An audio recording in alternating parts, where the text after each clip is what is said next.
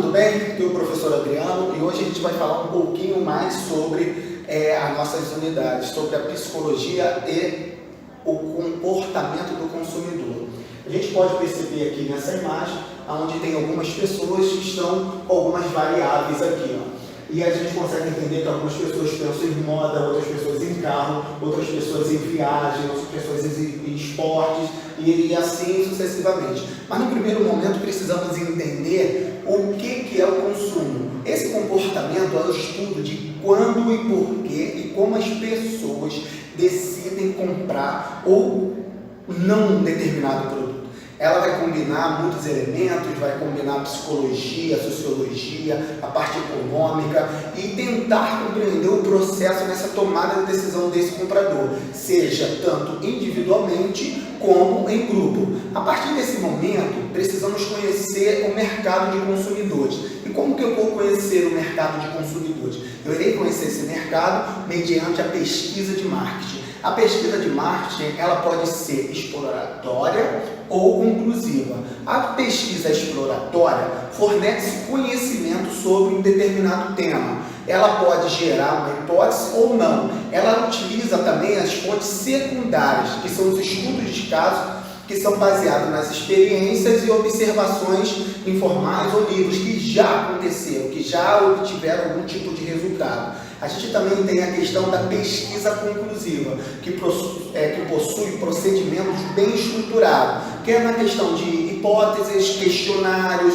objetivos, e elas são bem claras, tá? A gente precisa entender isso. Também temos dentro dessa pesquisa conclusiva, que pode ser descritiva ou exploratória, ou explicativa, não confundam, tá? A exploratória, onde eu vou explorar, e a explicativa, que é no caso causal, tá? A pesquisa descritiva prevê dados sobre característica, como o texto aqui já diz, ó. Ela prevê dados de característica que vai identificar relações variáveis de interferir, sem interferir, no fenômeno observado. Então, ela é bem pontual, específica nas suas respostas e nas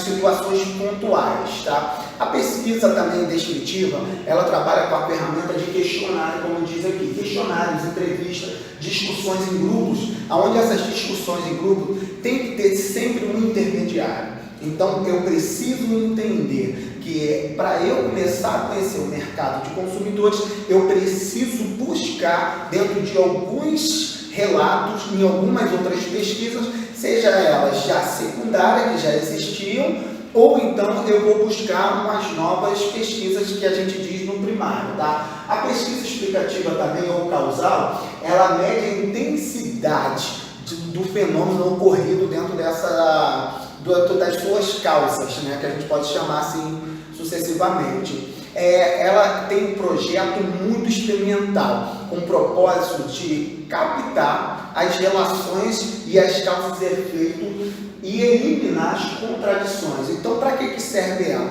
Eu simplesmente preciso explicar o que ela pode acontecer ou não, sobre uma determinada situação holística, onde eu preciso eliminar as contradições. O marketing utiliza muito essa pesquisa explicativas, tá? Por quê?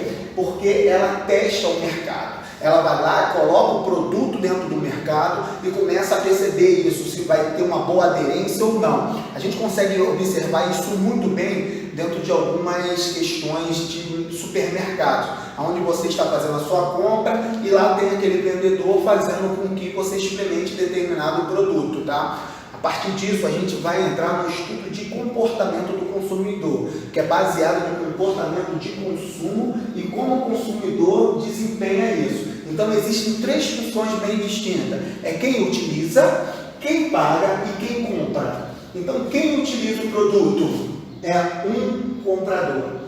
Quem paga esse produto é um outro consumidor. Quem é o comprador é aquele realmente que vai pagar isso daí. Então, olha aqui as funções bem distintas. A gente vai falar um pouquinho mais sobre isso daí. Mas, a princípio, como eu vou entender isso? Eu preciso entender da seguinte forma.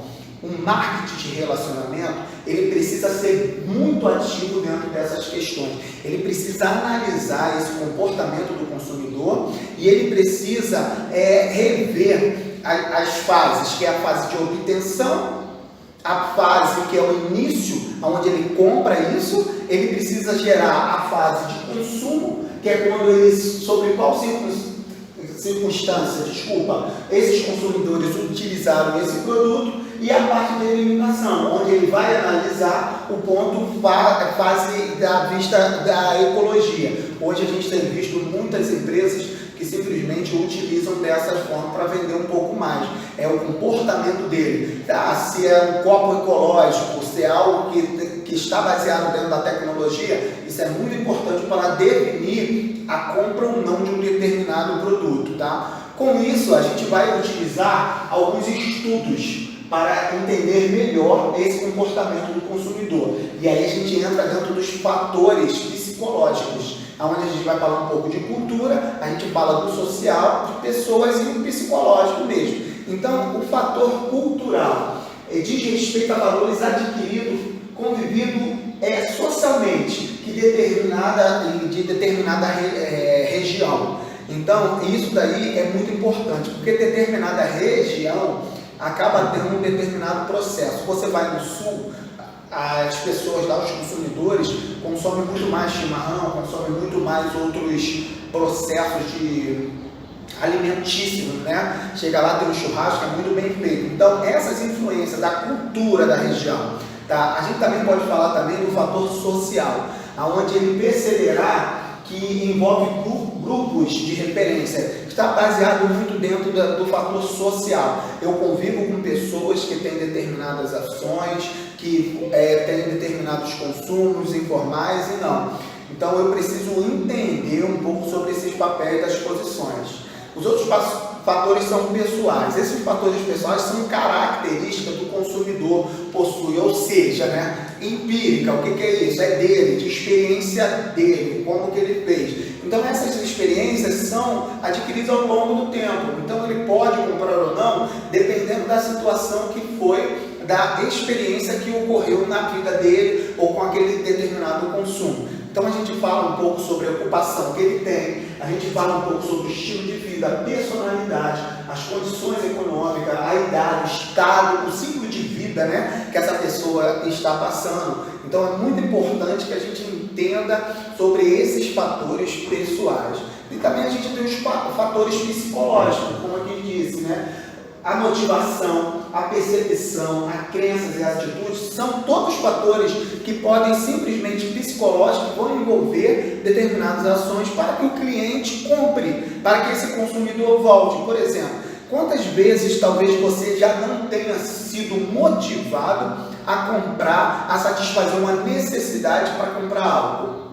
Há um desejo. Então, isso é muito interessante. Uma outra questão também é a questão da percepção, que é aquele momento que ocorre o processo de motivação, da necessidade que eu tenho, entendeu? E a experiência que eu adquiro. Então, eu olho para uma determinada coisa, gostei e vou lá simplesmente e compro. E a outra é sobre a questão das crenças e atitudes. São as situações baseadas no posicionamento do consumidor de um produto ou serviço, podendo ser positivo ou negativo. Então, é muito importante que você faça essas pesquisas e entenda se aquela compra para o consumidor foi positiva ou negativa. Porque a partir disso, é aquilo que a gente comentou logo ali no slide anterior. O marketing de relacionamento precisa simplesmente colocar isso em movimento. Então, eu preciso entender dessas questões. E a gente fala aqui um pouco sobre o modelo do comportamento do consumidor. A gente tem o estímulo, que a gente fala que são os fatores ambientais, onde a gente fala que o marketing vai causar esse estímulo, que a gente fala de produto, preço, praça e promoção. Aqui nós temos o controle, tá? A gente fala de estímulos ambientais, é onde a gente fala da economia, onde a gente fala do técnico, do político, da cultura, como a gente já falou recentemente. A gente tem as características dos consumidores, que é onde tem as atitudes, as motivações, as percepções, a personalidade, o estilo de vida, que a gente também já comentou, a gente tem um processo de decisão, que a gente reconhece uma determinada situação ou problema, a gente procura essas informações, a gente avalia essas alternativas, a gente tem a questão da decisão de compra e a gente vê o comportamento após essa compra. Porque não adianta nada eu analisar tudo isso e não ver como que o meu cliente ou o meu consumidor vai se comportar de maneira positiva ou negativa a partir desse momento. E a gente tem a resposta do comprador, que é muito importante. A partir desse momento a gente começa a fazer todo esse ciclo de novo, que é a escolha da marca escolhida, né, o comerciante escolhido, o momento da compra, a qualidade da compra. Então tudo isso é muito bem identificado. E eu espero que nessas poucas palavras aqui, nesse pouco estudo, você tenha entendido sobre esse comportamento do consumidor. E até uma próxima.